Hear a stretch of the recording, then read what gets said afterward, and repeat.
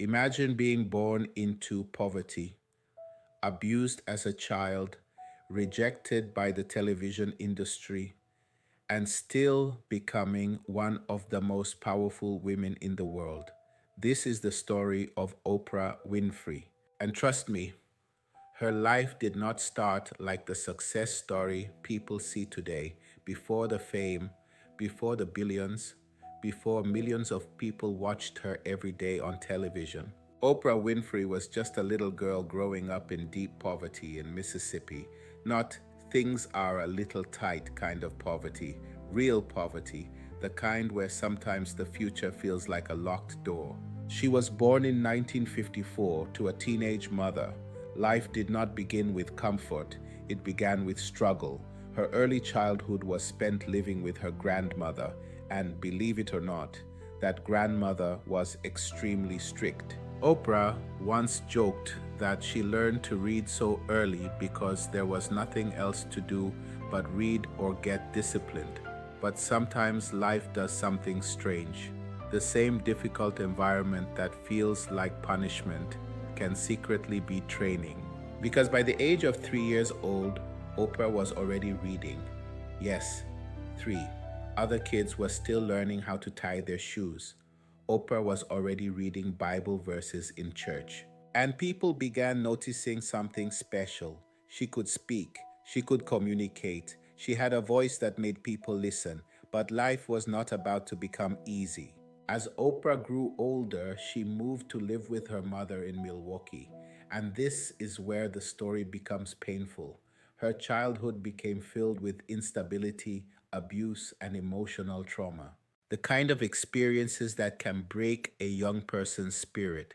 There were moments in her life when she felt completely lost, moments when the future looked dark, moments when success seemed impossible.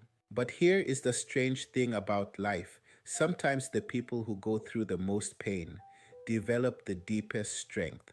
And Oprah began discovering her voice of expression, a voice that could connect with people. She loved speaking in front of others. She loved telling stories. She loved communicating ideas. And people listened. Teachers noticed it. Friends noticed it. Even strangers noticed it. But still, no one could have predicted what would come later. Because at that time, Oprah Winfrey was not a media queen. She was just a girl trying to survive life, and sometimes survival itself is already a victory. Eventually, Oprah moved to live with her father in Nashville, and this moment became a major turning point in her life. Her father believed in discipline. Education became serious, expectations became high. And for the first time in a long time, Oprah had structure. She began doing well in school, very well. She joined speech competitions, and whenever she spoke in public, people were amazed. It was as if something magical happened when she spoke. Her words carried emotion, they carried power, they carried honesty, and slowly a path began to form. But here's the funny part of the story. If you had told people back then that this young girl would one day become a global media icon, most of them would probably have laughed because success rarely announces itself early. Greatness often hides inside ordinary beginnings. And Oprah's journey was just getting started. She would soon enter the world of media, a world that would reject her, criticize her, and underestimate her. But that rejection would later become the fuel. And that is where part two of the story begins. Because Oprah Winfrey was about to face the television industry, and the television industry was not ready for her. What happened next is shocking. In part two, you'll see how she changed television forever. There was a time when the television industry told Oprah Winfrey something shocking. They said, "You are not fit for television."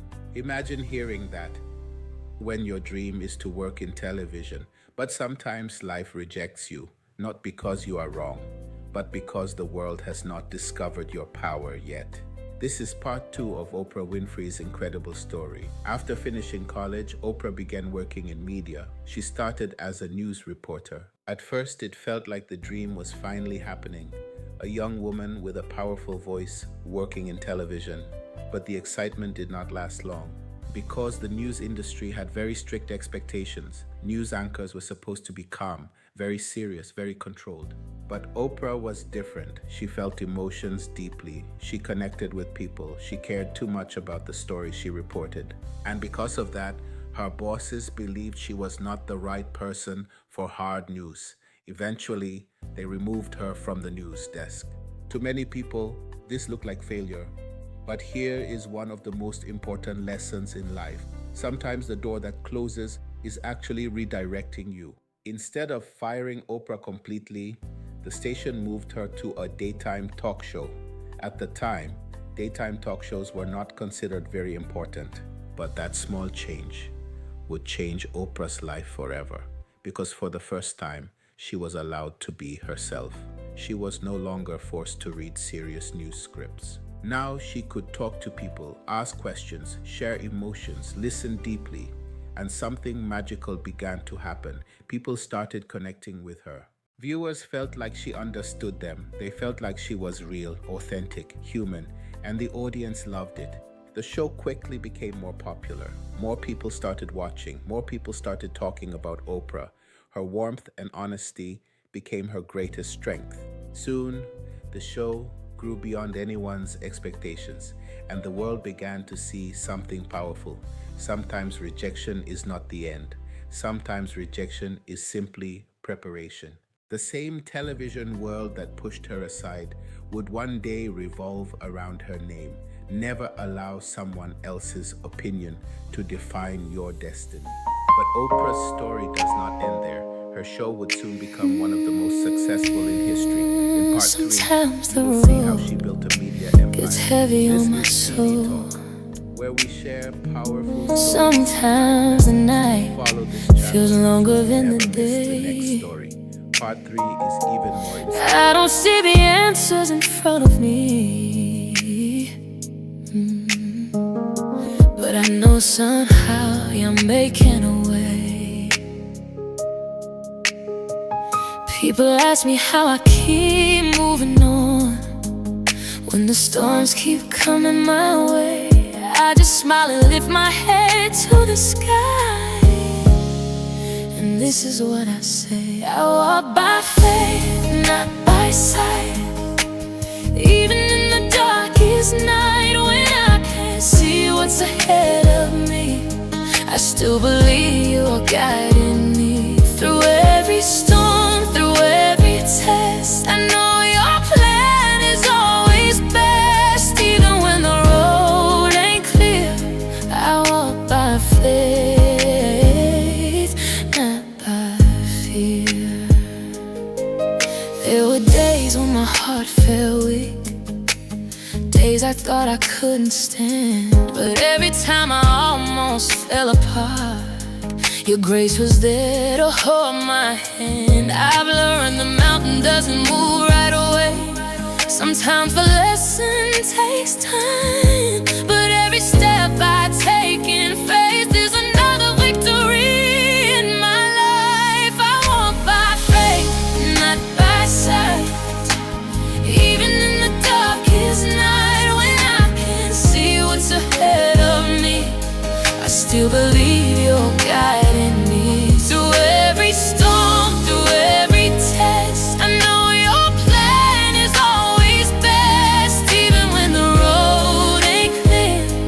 I walk by faith, not by fear. Faith is the light when the road feels alone. Faith is the strength when you're not that strong. Faith is believing even when nothing makes sense. Faith is trusting in heaven's defense. I walk by faith, not by sight. God is with me in this fight when the world